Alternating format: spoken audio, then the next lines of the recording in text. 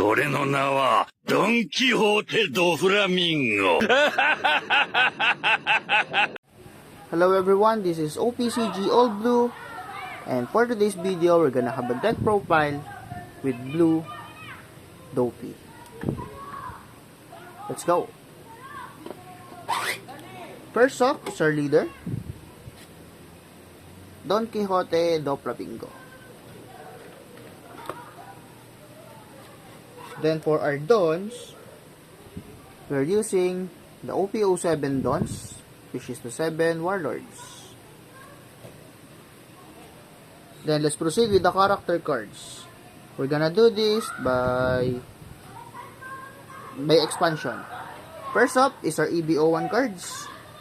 A playset of Edward Weevil. This is the only card from EBO1 we're gonna use. From OPO1 we're gonna use 2 cards or 2 set of cards. The first set is our Tricos Dopey. Here's our first set for OPO1. Then followed by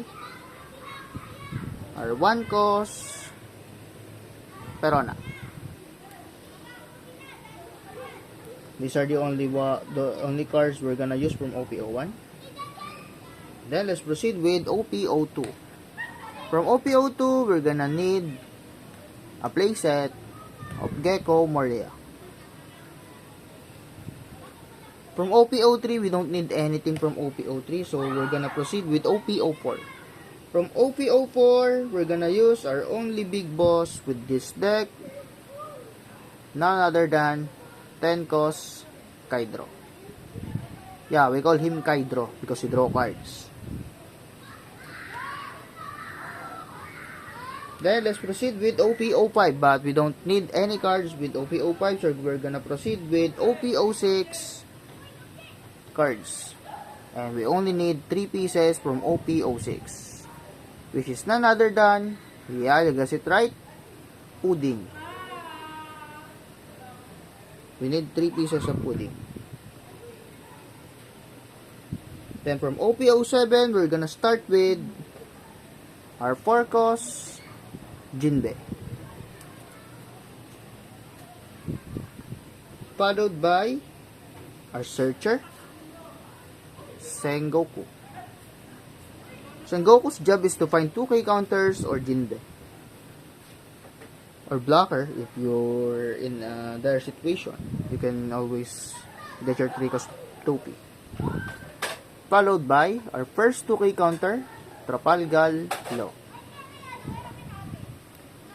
We're gonna use 3 set of 2K counters in this deck. That's the first one. And here's the second one, Sir Crocodile. This is the last card from OPO7. Then we're gonna proceed with STO3. From STO3, we need 2 set of cards. Our first card is our 7 Warlords Retriever, Gecko Moria. I love this SP.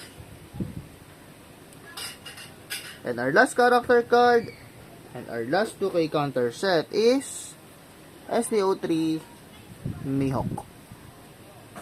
So here are the character cards we're gonna use in this deck. Our last 3 cards are events, 1 copy of Red Rock, and 2 copies of Gravity Blade. And there you go. Here's our deck profile for Don Quixote do Flamingo Blue.